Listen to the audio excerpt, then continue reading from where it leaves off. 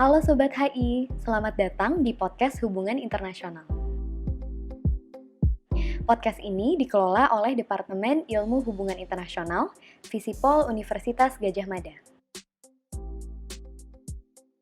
Sobat HI, perkenalkan, saya Fania Tarisa, dan hari ini saya akan berbincang bersama tim peneliti Damai Pangkal Damai untuk berdiskusi soal refleksi tahunan DPD yang berjudul Mengadang Otokratisasi, Refleksi Perlawanan Nirkekerasan di Indonesia dan Dunia 2021.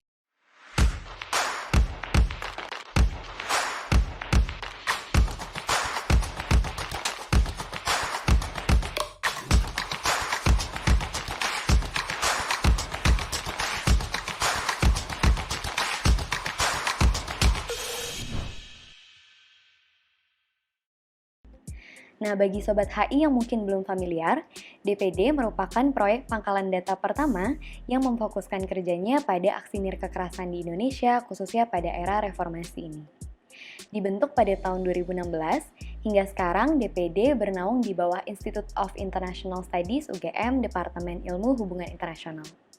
Sobat HI juga bisa berkenalan lebih jauh dengan DPD lewat platform-platform medianya di Instagram @damaipangkaldamai, Twitter @nirkekerasan, dan Spotify Damai Pangkal Damai. Nah, tim peneliti DPD sudah hadir hari ini bersama saya. Ada Dr. Diah Kusumaningrum, ada Dania Salsahandiani, dan Kanaya Ratu Aprilia.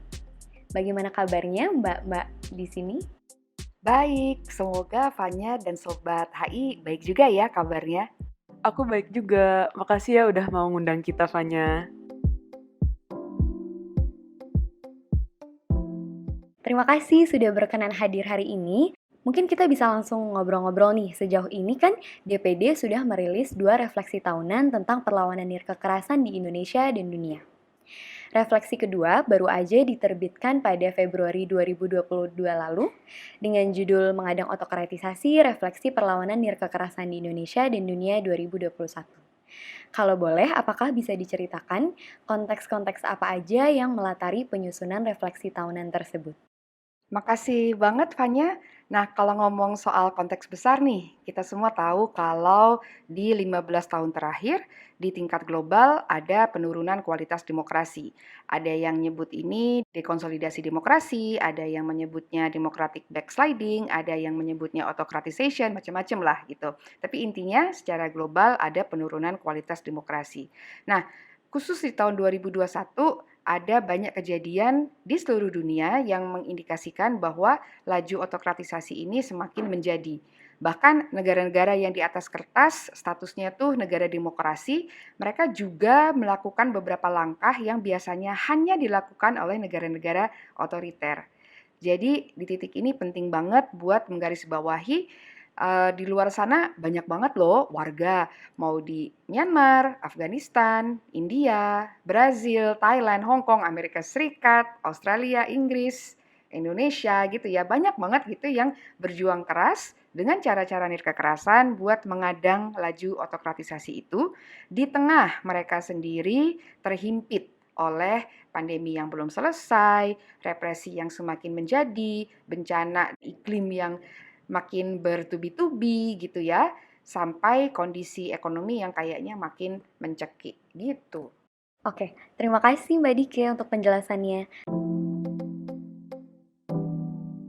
Nah, apa yang istimewa sih dari gerakan-gerakan pengadangan gelombang otokratisasi di seluruh dunia pada tahun 2021 lalu? Yang istimewa adalah banyak dari aksi itu kembali ada di jalan dan di aneka ruang publik secara luring setelah sepanjang 2020 kita lihat lebih banyak yang dilakukan di ranah daring. Nah, kerasa banget ada energi baru yang dibawa ke jalan, ke ruang-ruang publik gitu setelah 1 tahun hibernating dan kelihatan juga banyak kreativitas buat mengkombinasikan dan mensinergikan aksi-aksi daring dan luring. Oke, selanjutnya, apa aja poin-poin penting dari refleksi DPD terhadap perlawanan nirkekerasan di dunia dan Indonesia pada tahun 2021? Dan tanpa mengesampingkan satu sama lain, poin refleksi mana yang sebenarnya jadi favorit Mbak Dike, Kakak Naya, dan Kak Dania, dan alasannya? Oke, dimulai dari aku dulu kali ya. Jadi di refleksi tahunan ini, di bagian ringkasan eksekutif kita punya 12 poin yang di-highlight. Kalau aku pribadi sih, aku paling suka poin soal gimana warga di berbagai penjuru dunia bisa melipat atau menjalin perlawanan mereka ke kehidupannya sehari-hari sesuai pekerjaan atau fungsi masing-masing. Misalnya nih, sekelompok wartawan di Indonesia bisa mengganti kata koruptor di naskah beritanya jadi kata maling. Terus kapten sepak bola Thailand bisa pakai armband pelangi buat menunjukkan pemihakan ke teman-teman LGBTQ+.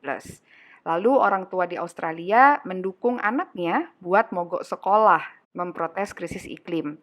Lalu para ibu di Sudan menemani anaknya demonstrasi. Para pengacara menyediakan pendampingan buat aktivis iklim yang dikriminalisasi dan mereka bahkan mengajukan litigasi iklim. Dan banyak lagi. Intinya ada semakin banyak warga yang terampil melipat aktivisme nirkekerasan ke dalam peran sosialnya sehari-hari. Kalau Dania gimana? Kalau aku sih kayaknya kalau di laporan sih tulisannya jalur yang benar ya, itu poinnya namanya. Jadi, di tengah maraknya represi di tahun 2021 ini, mungkin perasaan pertama yang muncul tuh seringkali adalah perasaan discouraged gitu. Perasaan takut untuk melanjutkan, perasaan bahwasanya, "Kok makin memburuk ya?" Tapi, sebenarnya hal ini juga bisa menunjukkan loh bahwasanya kita tuh sekarang berada di jalur yang benar. Karena lawan kita tuh sebenarnya bereaksi karena perlawanan yang kita lakukan itu membuat mereka nggak nyaman. Bahwa sekarang mereka akan lebih rugilah istilahnya kalau perlawanannya didiamkan saja dibandingkan jika mereka merepresi perlawanan tersebut. Mungkin Kanaya? Kalau aku mungkin yang paling favorit itu yang masyarakat adat, perempuan, dan generasi muda. Nah, sebenarnya masyarakat adat, perempuan, dan generasi muda itu tahun 2021 sangat-sangat ikut andil dalam perlawanan yang kekerasan melawan berbagai ketidakadilan. Seringkali mereka hanya digambarkan sebagai korban dari berbagai kekerasan yang ada. Tapi di tahun 2021 mereka berhasil membuktikan bahwa mereka juga punya agensi yang cukup kuat untuk ikut melawan. Mereka punya perspektif dan pengetahuan yang harus dilibatkan dalam perlawanan yang dilakukan.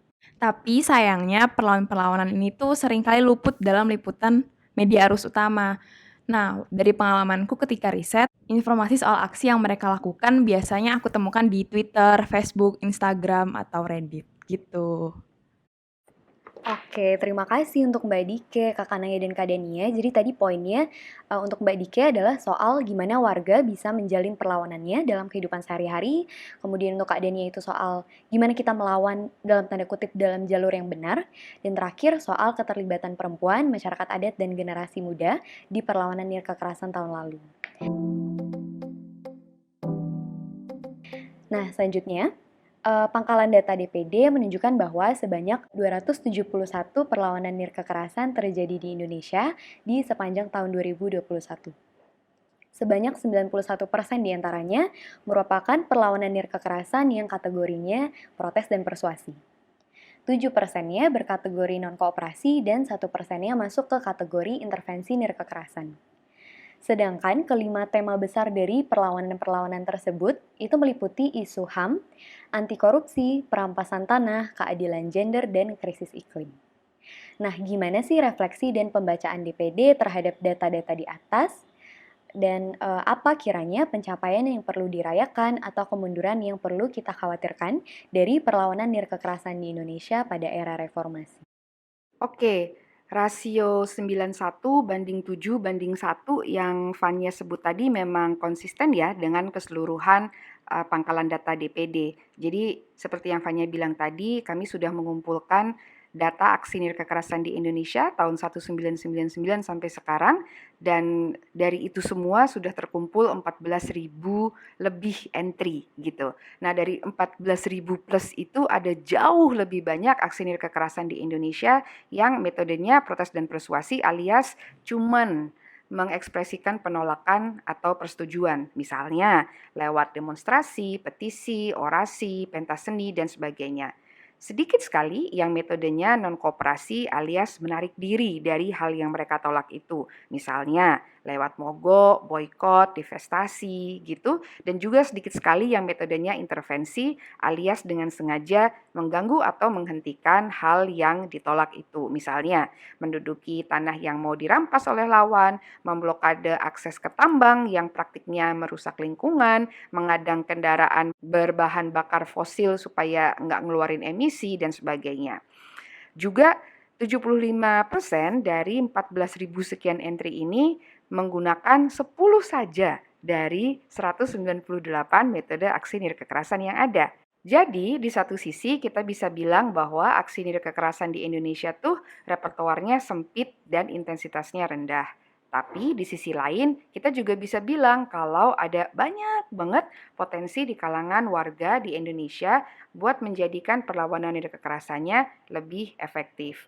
Masih ada 188 metode loh yang bisa dipakai dan sebagian besar dari mereka masuk di kategori non-kooperasi dan intervensi gitu yang bisa dipakai buat memperjuangkan keadilan sosial dan kita tahu ini daya gedor dan daya kejutnya itu lebih besar daripada metode-metode yang kemarin sudah dipakai dan mungkin sudah dikenali juga oleh lawan kita yang kemudian bisa dengan mudah mempersiapkan diri. Gitu. Terima kasih Mbak Diki untuk jawabannya. Mungkin highlight sedikit bahwa aksi-aksi nirkekerasan di Indonesia berdasarkan refleksi DPD ini mungkin repertoarnya masih sempit dan intensitasnya masih rendah. Oleh karena itu masih ada banyak potensi di kalangan warga yang bisa kita eksplorasi lagi untuk menjadikan perlawanan nirkekerasan ini lebih efektif. Utamanya kalau kita lihat masih ada 188 metode lainnya yang bisa kita pakai oleh kelompok warga yang berbeda supaya keadilan sosial dan perjuangan untuk demokrasi ini bisa lebih hebat lagi gitu dari sebelumnya. Nah, selanjutnya kita bisa ngobrol soal salah satu bab yang ada di dalam refleksi tahunan ini, yaitu bab berjudul Taktik Lama, Taktik Baru, Taktik Kreatif Melawan Demokrasi Semu, Bunga Rampai Revolusi Nirkekerasan 2021.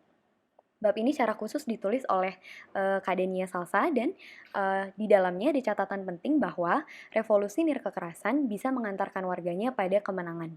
Baik itu kemenangan yang kecil ataupun yang besar dan signifikan.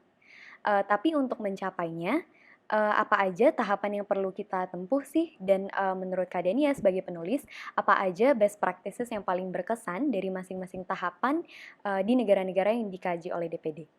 Oke, Fanya. Nah, di tahun 2021 ini, pada saat mempelajari gerakan-gerakan dari 12 negara berbeda ya, kita mencatat adanya 3 kategori tahapan yang dilewati oleh gerakan-gerakan tersebut.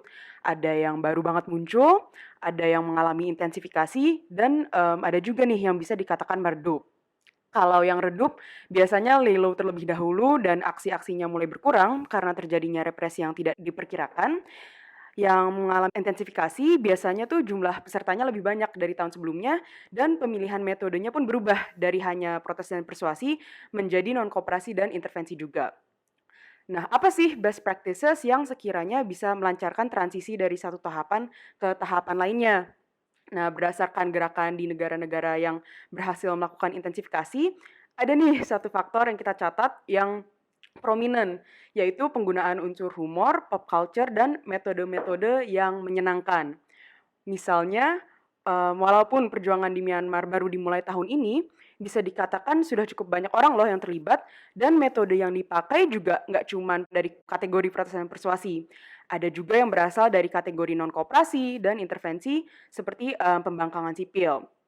Kalau ditelusuri, warga Myanmar nih berhasil menghilangkan rasa ketakutan orang-orang untuk ikut ke dalam perjuangan dan mencegah penggunaan kekerasan gitu dari yang dilawan melalui pengimplementasian unsur-unsur kreatif supaya perlawanannya tuh menyenangkan dan tersamar. Seperti misalnya alih-alih hanya berdemonstrasi secara konvensional di jalanan, mereka juga pura-pura menjatuhkan belanjaan di tengah jalan untuk mencegah konvoi militer.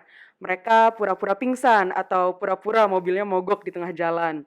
Mereka juga menggantungkan pakaian dalam di atas lokasi aksi supaya para anggota militer tidak berani mendekat gitu. Tapi sepertinya nggak itu aja gitu ya. Best practice yang penting juga sebenarnya belajar dari pengalaman-pengalaman sebelumnya.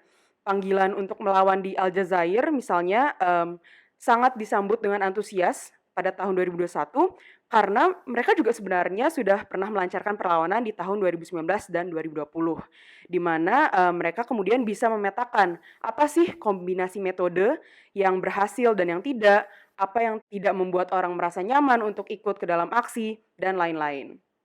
Nah, di saat perlawanan meredup di tengah jalan, seperti yang terjadi di Belarus, Hong Kong, Thailand, kita juga semestinya jangan merasa discouraged. Justru waktu inilah masyarakat harus berbenah dan mengkalibrasi strategi yang ada. Karena toh yang bisa berevolusi nggak hanya gerakan-gerakan saja, namun negara pun bisa gitu.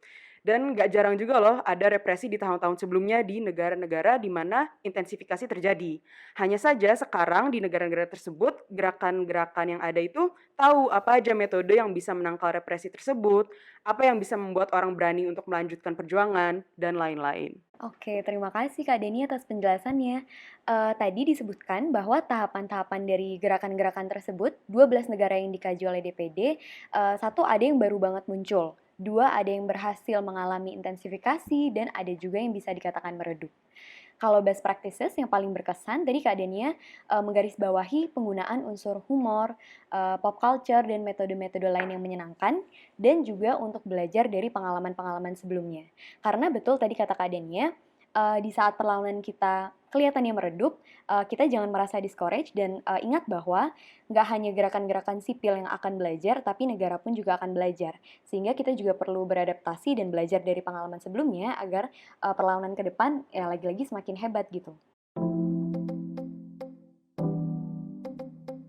Nah, selanjutnya kita bisa ngobrol dikit soal bab menuju keadilan iklim. Ini yang ditulis oleh Kak Kanaya. Dan Kak Kanaya menggarisbawahi bahwa pendekatan yang berperspektif Global South dan mengandung unsur interseksionalitas dalam isu keadilan iklim dengan aneka macam keadilan sosial lainnya itu penting gitu, khususnya bagi kita di dunia selatan. Tapi kenapa ini bisa penting, Kak? Oke, makasih Fanya. Walaupun negara dunia selatan kecil kontribusinya terhadap krisis iklim, ancaman dan dampak negatif nyata dari krisis iklim sangat dirasakan oleh mereka. Deforestasi juga masih marak terjadi. Industri fossil fuel juga semakin langgeng dalam melakukan berbagai pembangunan infrastruktur yang akan mendukung aktivitas mereka.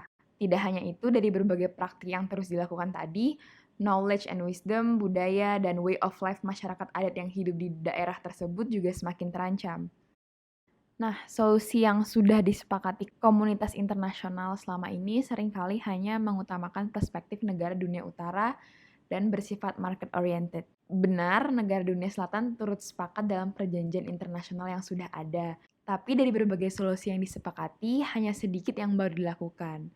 Dalam hal keterlibatan negara dunia selatan pun bukan menjadi hal yang esensial, tapi lebih kepada hal yang komplementari. Dari berbagai solusi yang ada, yang dipenuhi juga hanya yang menguntungkan negara dunia utara dan korporasi besar yang mendukungnya. Alih-alih memastikan nih bahwa akan ada masa depan untuk generasi mendatang, political leaders dan industrial lobbyists menggunakan para mereka untuk tetap melakukan their dirty business as usual dalam menangani krisis iklim. Perlu disadari juga adanya perbedaan dalam perlawanan di negara dunia utara dan dunia selatan. Fight against climate crisis in the global north is about the quality of life, a problem of the future. While the fight in global south countries, it is about survival. Climate crisis is their reality right now. Aktivisme iklim yang sekarang ada semakin mengutamakan perspektif dunia selatan yang menemukan keterkaitan dari ketidakadilan yang disebabkan oleh kolonialisme, rasisme, klasisme, dan patriarki. Dengan menyadari intersectionality dari berbagai isu dengan krisis iklim, akan ditemukan solusi yang mengutamakan kehidupan di muka bumi dan tidak bersifat profit-oriented. Baik, terima kasih untuk penjelasannya Kak Kanaya. Tadi perlu digarisbawahi bahwa dengan menyadari intersectionality di berbagai isu antara krisis iklim dengan isu-isu keadilan sosial lain, harapannya kita bisa menemukan solusi yang lebih mengedepankan kehidupan di muka bumi ini yang tidak profit oriented gitu. Dan tadi kata Kak Kanaya, hanya dengan memperluas referensi kita soal perlawanan nir kekerasan, kemudian bagaimana interseksionalitas ini terjadi, barulah kita bisa mendobrak resep business as usual yang dilakukan oleh negara-negara Global North dan bertransformasi gitu ke arah keadilan iklim yang diharapkan. Kemudian, masih dalam topik yang sama, saya mau tanya ke Kakak Naya, untuk kedepannya gimana sih cara terbaik agar kita dapat mengintensifkan perlawanan kekerasan dalam isu ini, khususnya di Indonesia? Iya, sebenarnya perjuangan melawan kerusakan lingkungan dan krisis iklim ini kan emang sudah ada sejak lama di Indonesia. Tapi memang semakin ramai dibicarakan dalam beberapa tahun belakangan ini. Semakin banyak juga orang-orang yang berani dan mau untuk melakukan aksi. Sebelumnya ada mama-mama di Molo yang berhasil menghentikan perusahaan tambang marmer yang hendak menambang di tanah adat mereka dengan menduduki dan menenun di bukit marmer tersebut. Ada juga aksi Yuna dan petani kendeng yang menyemen kaki di depan Istana Negara meminta pemerintah untuk menghentikan izin atas pembukaan pabrik semen yang mengancam kelestarian lingkungan mereka. Begitu juga dengan berbagai aksi masyarakat adat dalam mempertahankan tanahnya dari perebutan paksa pemerintah dan perusahaan swasta. Nah, yang gak ketinggalan juga aksi anak muda yang semakin banyak dilakukan di berbagai kota di Indonesia. Tentu saja aksi-aksi tersebut udah cukup berhasil nih dalam meningkatkan awareness dan keterlibatan orang-orang untuk melawan krisis iklim. Tapi untuk memperkuat aksi-aksi itu, kita juga harus memperkuat infrastruktur perlawanannya. Kita harus punya good legal team. Jadi kalau misalnya kita ikut aksi lalu ditangkap oleh aparat keamanan, kita yakin bahwa kita akan dibantu oleh legal team dalam menangani masalah itu. Dukungan dari orang tua untuk pelajar dalam melakukan aksi juga menjadi penting karena ketika pelajar misalnya melakukan aksi bolos sekolah untuk iklim, mereka sedang memperjuangkan masa depan mereka. Begitu juga dukungan dari universitas. Mungkin misalnya mahasiswa menolak mengambil beasiswa dari institusi-institusi yang ikut terlibat dalam melanggengkan aktivitas industri fossil fuel dan juga tawaran praktik-praktik magang di institusi-institusi yang terlibat dalam memperparah krisis iklim. Gitu. Oke, baik. Terima kasih Kakak Naya untuk penjelasannya. Berarti intinya adalah untuk kita bisa meningkatkan atau memperbaiki kualitas dari infrastruktur perlawanan kita agar aktivisme kekerasan dalam isu keadilan iklim ini bisa banyak terbantu dan jangkauannya lebih luas ya. Tadi contohnya ketika kita sudah ada dalam gerakan, sebaiknya gerakan kita juga punya legal team yang baik dan menguasai soal isu-isu legal dalam perjuangan kita di isu krisis iklim ini. Atau orang tua yang mendukung anak-anaknya sebagai pelajar dalam melakukan aksi climate strike dan dukungan universitas. Atau pilihan-pilihan mahasiswa dan pelajar dalam mengikuti program magang atau bekerja di perusahaan-perusahaan atau instansi yang tidak berkontribusi pada krisis iklim ini. Oke, pertanyaan selanjutnya aku arahkan kepada Mbak Dike ya. Dalam salah satu artikel lainnya atau bab lainnya yaitu Sisi Gelap Kekerasan, Dr. Daniel Pets berargumen bahwa penggunaan repertoar aksi kekerasan oleh kelompok-kelompok sayap kanan yang cenderung tidak pro-demokrasi dan tidak pro-keadilan sosial ini sebenarnya seringkali melampaui batas antara kekerasan dan kekerasan. In other words, garis-garisnya itu blurry di antara aksi-aksi mereka yang sebenarnya mengandung kekerasan dan yang bermaksud kekerasan. Menurut Mbak Dike, mengapa bisa dikatakan demikian ya?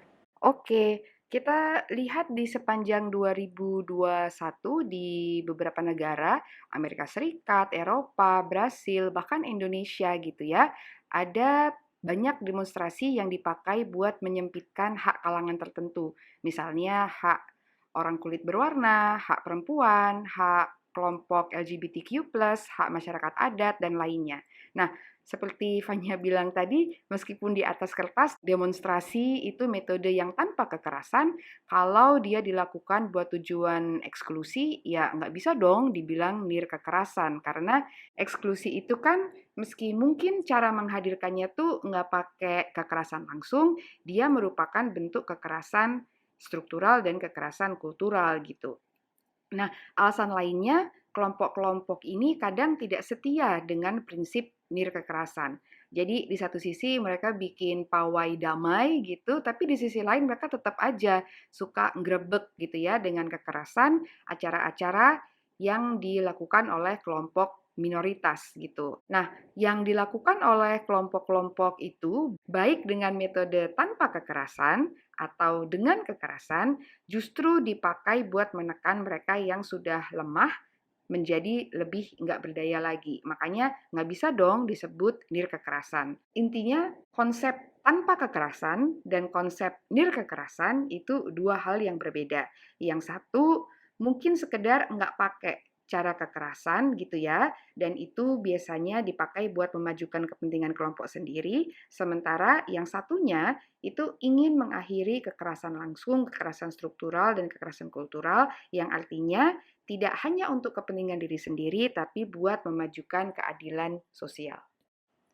Baik, terima kasih Mbak Dike atas jawabannya. Highlight sedikit bahwa satu tadi, Mbak Dike menyebutkan tanpa kekerasan dan nirkekerasan adalah dua konsep yang berbeda. Tanpa kekerasan ini yang seringkali dipakai oleh kelompok-kelompok sayap kanan, tapi tujuannya hanya untuk memajukan kepentingan kelompok mereka sendiri, tanpa bermaksud mengakhiri kekerasan langsung, struktural, dan kultural. Di dalam prosesnya, mereka juga dalam tanda kutip punching down atau meninju ke bawah ke kelompok-kelompok yang lebih minoritas atau kekuatannya lebih rendah daripada mereka. Dan yang perlu diperhatikan ini adalah supaya kita bisa membedakan kelompok-kelompok sayap kanan ini kalau hanya menggunakan metode tanpa kekerasan tidak berkontribusi apapun dengan demokrasi dan keadilan sosial. Selanjutnya, mungkin pertanyaan terakhir saya arahkan kepada Mbak Dike sebagai salah satu editor refleksi ini. Bagaimana dan sejauh mana sih aktivisme nirkekerasan dalam berbagai isu yang kita diskusikan tadi dapat berdampak terhadap kualitas demokrasi khususnya di Indonesia ataupun secara general di seluruh dunia? Buat kami demokrasi itu sistem politik yang diwarnai oleh kontestasi gitu. Kalau di sebuah masyarakat nggak ada kontestasi sama sekali, kita malah jadi curiga kan, itu demokrasi apa bukan gitu, jangan-jangan itu rezimnya otoriter. Nah, demokrasi yang dewasa atau terkonsolidasi buat kami itu bukan hanya ditandai oleh adanya struktur yang melembagakan kontestasi itu, misalnya pemilu, trias politika, pers bebas, dan sebagainya, tapi ia juga harus ditandai oleh adanya kultur yang memungkinkan kontestasi itu terjadi secara beradab gitu. Jadi dengan kata lain di situ ada preferensi dan keterampilan masyarakat dan negara buat berkonflik secara nirkekerasan. Kami percaya bahwa dengan meningkatkan preferensi dan keterampilan masyarakat dan negara buat berkontestasi, buat berkonflik secara nirkekerasan gitu, demokrasi bisa semakin matang dan semakin tercegah dari kemunduran. Nah, mungkin terakhir banget nih Fanya, kalau kita lihat laju otokratisasi saat ini, juga kita lihat ada banyak penindasan di sana-sini, nggak heran dong kalau kita bertanya-tanya, emang ada gunanya nggak sih melawan gitu? Kan nggak ada yang berubah gitu. Nah, kita kayaknya perlu mengubah pertanyaannya. Kalau selama ini kita tidak melawan, separah apa ya laju otokratisasi dan penindasan yang kita alami saat ini gitu. Nah, dengan itu juga saya ingin menggarisbawahi tidak ada yang sia-sia dari melawan dan salam hormat kita setinggi-tingginya bagi semua yang melawan secara nirkekerasan buat menghadirkan dunia yang lebih berkeadilan sosial. Makasih Fanya. Baik, terima kasih banyak juga untuk penjelasannya Mbak Dike. Yang terakhir tadi mungkin bisa dijadikan kutipan banget ya. Pertanyaannya, kalau selama ini kita tidak melawan, separah apa laju otokratisasi dan penindasan yang akan kita alami, sehingga tidak ada yang sia-sia dari melawan secara nirkekerasan. Nah, Sobat HI, tadi kita udah berdiskusi banyak banget soal refleksi tahunan DPD terhadap perlawanan nirkekerasan di Indonesia dan dunia pada tahun 2021. Kita juga mendalami apa yang menyebabkan perlawanan nirkekerasan ini berfluktuasi, kemudian bagaimana kita mengintensifkan perlawanan nirkekerasan kita, apa harapan ke depan, dan bagaimana perlawanan nirkekerasan ini bisa berkontribusi pada konsolidasi demokrasi khususnya di Indonesia. Udah seperti kita ambil 3 SKS dari kelas studi nirkekerasan nih. Nah Sobat HI, sayangnya kita sudah tiba di penghujung podcast. Sobat HI bisa mengakses refleksi tahunan DPD lewat tautan ugm.id/nirkekerasan 2021 dengan huruf N kapital dan juga tautan ugm.id/NV Resistance 2021, NV dan R dalam huruf kapital. Saya turut mengucapkan terima kasih banyak kepada tim peneliti DPD yang sudah mampir di podcast HI dan bersedia berdiskusi bareng soal refleksi terhadap perlawanan NIR kekerasan di Indonesia dan dunia di sepanjang tahun 2021. Semoga kita bisa terus menjadi bagian dari perlawanan-perlawanan NIR kekerasan tersebut. Dan terakhir, untuk Sobat HI, jangan lupa ikuti terus updates terbaru dari podcast HI di platform-platform podcast kami. Jangan lupa juga untuk kasih like, komentar, share, dan subscribe ke kanal-kanal kami, terutama kalau Sobat HI menemukan konten ini bermanfaat. Aktifkan loncengnya untuk mendapatkan notifikasi konten-konten terbaru dari kami. Dan saya akhiri di sini, sampai jumpa di kesempatan berikutnya. Terima kasih. Berhenti bungkam suara kami, seluruh bumi yang menghakimi. Berhenti hapus cerita kami, ini bukan halusinasi. Katanya berbeda, tapi satu jua. Bukankah kami pun juga manusia? Jika memang untuk persatuan, rangkulah dengan kasih persaudaraan. Jika memang demi damai, buat apa darah tertumpah?